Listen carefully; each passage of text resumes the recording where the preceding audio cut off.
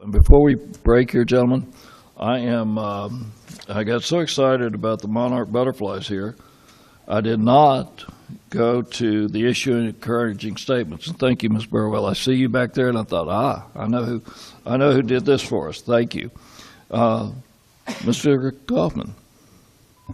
So I guess last week I received a call from an individual citizen, to be left unnamed, but their family member had two of our inspectors go to their house and knock on the door and say, we need to inspect your hot water heater. She had hired a plumber. I found out all this story this morning, finally. She had hired a plumber to come and replace her hot water heater sometime back, and our inspection department was reviewing projects that had pulled permits that had never had a final inspection. And so she didn't know the city inspectors were coming her way. And so, but they visited with her, and they said that she was displaying symptoms of carbon monoxide poisoning. They went in and inspected the hot water heater, and it was not vented properly as required when the installation. And so they turned off the hot water heater and called the plumber and have him come out and fix it. Since that time, last week, they have met with all the plumbers that are pulling permits to install hot water heaters, and have met with them personally in our building here and reviewed with them the requirements for them to call and ask for a final inspection once they install the hot water heater, and to let the citizen know that they're coming.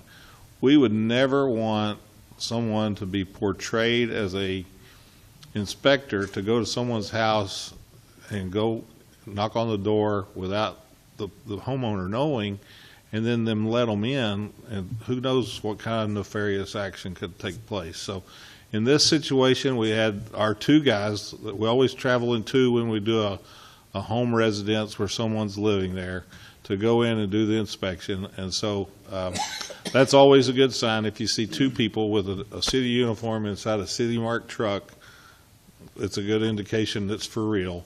But still, we want the citizens to be careful about what they do. But in this situation, they probably saved this lady's life. So she was carbon monoxide, you know, and who would have known? But it was because someone at City Hall in the permitting department was reviewing the permits pulled from the previous day or two, or whenever it was, and said, this one's never had a final inspection, we need to go see. And instead of letting it go, they went and did their job. So, wow, what a deal. And so I just want to shout out for them. This is just an example of what goes on here. There's always things going on, and we're all about health and safety. And so whether it's the police department, the inspection department, or any other department, we're always about the health and safety of our citizens. So anyway, that's what I've got to share tonight with y'all. So thank y'all. Thank you. Council, other actions? I know we have many good things that take place. I think we're all numb from the series of meetings that we've had over the last 30 days.